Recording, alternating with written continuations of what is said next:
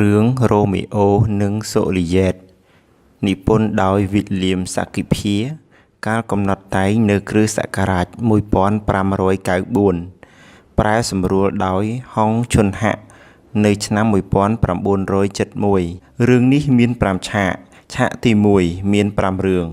ឆាកទី2មាន6រឿងឆាកទី3មាន5រឿងឆាកទី4មាន5រឿងនិងឆាកទី5មាន3រឿងតួអង្គនៅក្នុងរឿងនេះរួមមានរ៉ូមីអូកូនប្រុសរបស់អុកញ៉ាម៉ុងតេហ្គុយសូលីយ៉ែតកូនស្រីរបស់អុកញ៉ាកាប់ពុយឡែតអេស្កាឡូសព្រះអង្គម្ចាស់នៅវេរ៉ោនប៉ារីសយុវអភិជនម្នាក់ជាញាតិវង្សព្រះអង្គម្ចាស់នៅវេរ៉ោនអុកញ៉ាម៉ុងតេហ្គុយឪពុករបស់រ៉ូមេអូអុកញ៉ាកាប់ពុយឡែតឪពុកនាងស៊ុយលីយ៉ែតម៉ែគូស្យូញាតិវង្សនៃព្រះអង្គម្ចាស់និងជាមិត្តរបស់រ៉ូមីអូប៊ិនវូលីយ៉ូក្មួយប្រុសរបស់លោកជំទាវកាប់ពុយឡែតទីបលក្មួយប្រុសរបស់លោកជំទាវកាប់ពុយឡែតលោកសង់ឡូរិនជាសង្ឃខាងសាសនាហ្វ្រង់ស៊ីស្កាំងលោកសង់សង់ជាសង្ឃខាងសាសនាហ្វ្រង់ស៊ីស្កាំងប៉ាល់ថេសាអ្នកបម្រើរបស់រ៉ូមេអូPeter អ្នកបម្រើនៃមេដោះនាងស៊ុយលីយ៉ែតសាំងស៊ុនអ្នកបម្រើអុកញ៉ាកាប់ពុយឡែត Gregor អ្នកបម្រើអុកញ៉ាកាប់ពុយឡែត Abraham អ្នកបម្រើអុកញ៉ាម៉ុងតេហ្គុយលោកជំទាវម៉ុងតេហ្គុយលោកជំទាវកាប់ពុយឡែតតាចាស់ម្នាក់នៅត្រកូលកាប់ពុយឡែតឱសថការីជាន់ដើមម្នាក់អ្នកភ្លេង3នាក់មហាថ្លឹកនៃអង្គម្ចាស់ប៉ារីសមហាថ្លឹកម្នាក់ទៀតនាយទាហានម្នាក់មេដោះនាងស៊ុយលីយ៉ែតនិងពលរដ្ឋខ្លះនៅវេរ៉ោនញាតិវង្សនៃត្រកូលទាំងពីរ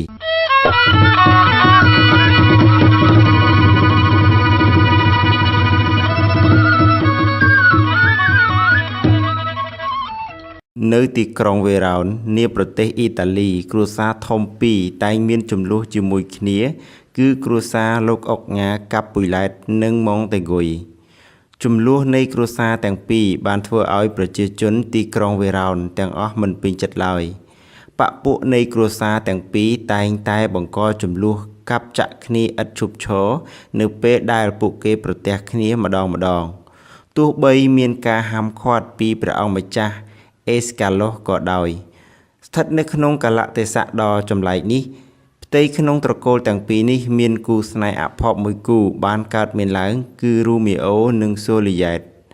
ក្តីស្នេហ៍នេះបានកើតឡើងពេលដែលរ៉ូមីអូព្រមទាំងមិត្តភ័ក្តិទៅចូលរួមពិធីជប់លៀងនៅគេហដ្ឋានលោកកាប់ពុយឡែតជាឪពុករបស់នាងសូលីយ៉ែត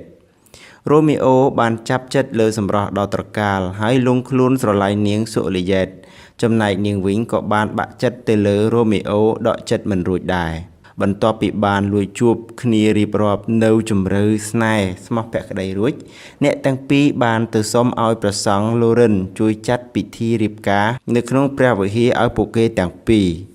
ដែលចូលរួមពីសំណាក់ម៉ែដោះនាងសូលីយ៉ែតដោយមិនឲ្យឪពុកម្ដាយដឹងនោះឡើយជាភ័ព្វអាក្រក់រ៉ូមីអូត្រូវព្រះអង្គម្ចាស់និរទេសចេញពីទីក្រុងវេរ៉ោន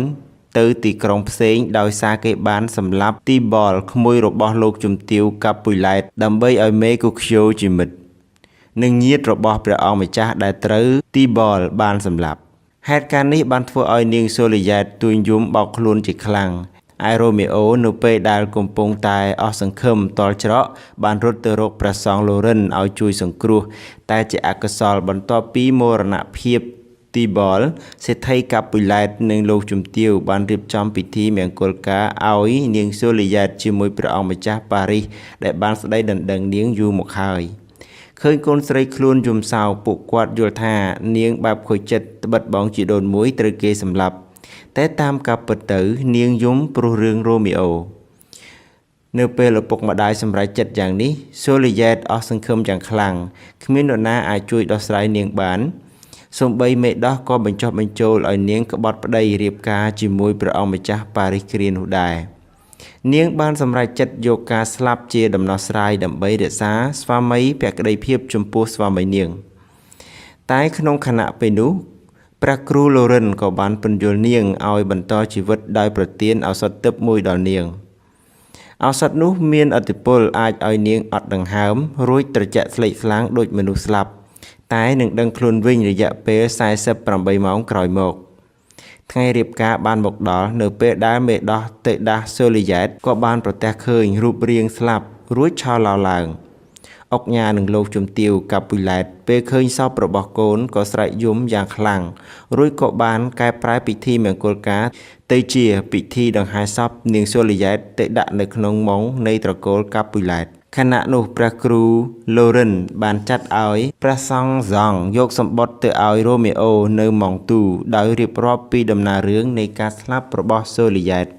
តែព្រះអង្គសង្ឃត្រូវបានទាហានឃាត់ដំណើរការមិនឲ្យចេញទៅម៉ោងទូ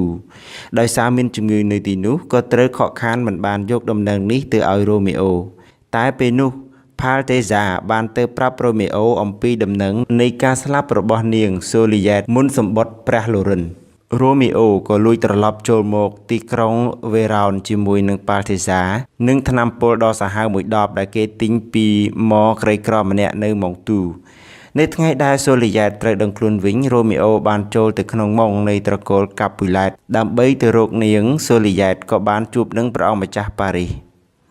នៅទីនោះក៏មានការកាប់ចាក់ឡើងទីបំផុតប៉ារីសត្រូវបានរ៉ូមេអូបានសម្លាប់តែមុននឹងស្លាប់ទ្រង់បានសុំឲ្យរ៉ូមេអូយកសាកសពទ្រង់ទៅដាក់ចិត្តនាងសូលីយ៉ែតរ៉ូមេអូយល់ព្រមក្រោយពីបានដាក់ព្រះអង្គម្ចាស់ប៉ារីសនៅក្បែរនាងសូលីយ៉ែតហើយរ៉ូមេអូបានថើបនាងរួចផឹកថ្នាំបំពុលសម្រាប់ខ្លួនដោយអោបសពនាងសូលីយ៉ែតនៅក្រោយពេលរ៉ូមេអូស្លាប់បន្តិចព្រះសង្ឃឡូរិនបានចូលមកដល់ព្រោះព្រះសង្ឃបានប្រាប់ដំណឹងដល់ព្រះអង្គថាមិនអាចយកសម្បត្តិទៅឲ្យរ៉ូមេអូទេហើយទ្រង់ក៏សម្រេចចិត្តមកម៉ោងកាពូឡែតដើម្បីចាំយកនាងសូលីយ៉ែតដែលត្រូវដឹងខ្លួននៅយប់នេះចាក់ចេញពីទីនោះរួចសឹមផ្ដល់ដំណឹងដល់រ៉ូមេអូជាក្រោយតែពេលទ្រង់បានមកដល់ឃើញព្រះអង្គម្ចាស់ប៉ារីសនិងរ៉ូមេអូបានស្លាប់ទៅហើយបន្ទាប់មកសូលីយ៉ែតបានដឹងខ្លួនឡើងវិញក្រោយពេលព្រះគ្រូឡូរិនចូលបានបន្តិចហើយនាងបានឃើញរ៉ូមេអូជាស្វាមីកំសត់របស់ខ្លួនស្លាប់ដោយអោបខ្លួននាងពេលបានឮសូរសំឡេងពួកទាហានចូលមកដោយបាវព្រះអង្គម្ចាស់បានទៅហៅព្រះឡូរិនក៏គេចខ្លួន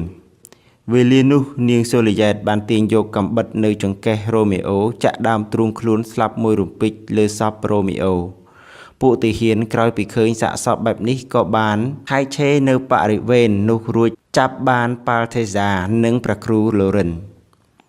បានចាត់គ្នាអញ្ជើញលោកនិងលោកជំទាវកាពូឡែតលោកសេដ្ឋីម៉ុងតេហ្គុយនិងព្រះអង្គម្ចាស់អេស្តាលូសឲ្យមកកាន់ទីកន្លែងកើតហេតុនៅពេលទៅដល់ព្រះគ្រូឡូរិនបានរៀបរាប់ប្រាប់ពីគម្រោងការរបស់គាត់ដែលចង់ឲ្យគ្រួសារទាំងពីរបញ្ចប់ទំនាស់រវាងកូនគឺរ៉ូមេអូនិងនាងសូលីយ៉ែតតែគម្រោងនេះត្រូវបរាជ័យទៅវិញរួចបន្ទាប់ពីសោកនាដកម្មដ៏សែនជូរចត់នោះមកសត្រូវនៃគ្រួសារទាំងពីរក៏បានដឹងនៅកំហុសរៀងៗខ្លួនហើយបានព្យាយាមផ្សះផ្សាចំនួននិងរឹតចំណងសាមគ្គីដើម្បីក្លាយជាមិត្តល្អនឹងគ្នាវិញវាសនាអាក្រក់របស់រ៉ូមេអូនិងជូលៀតបាននាំមកនៅក្តីមរណៈតែមរណភាពនៃគូស្នេហ៍នេះបានជួយផ្សះផ្សានៅចំនួនអស្ចារ្យនៃត្រកូលទាំងពីរឲ្យបានជួបប្រទះភាពស្ងប់ស្ងាត់និងសេចក្តីសុខនៅក្នុងគ្រួសារនិងសង្គមជាតិទាំងមូលទៀតផងព្រឹត្តិការណ៍ដ៏ធំសម្បើមនៃរឿងរ៉ូមេអូនិងសូលីយ៉ែតបានធ្វើឲ្យមនុស្សទាំងអស់បានដឹងមិនអាចបំភ្លេចបានទេ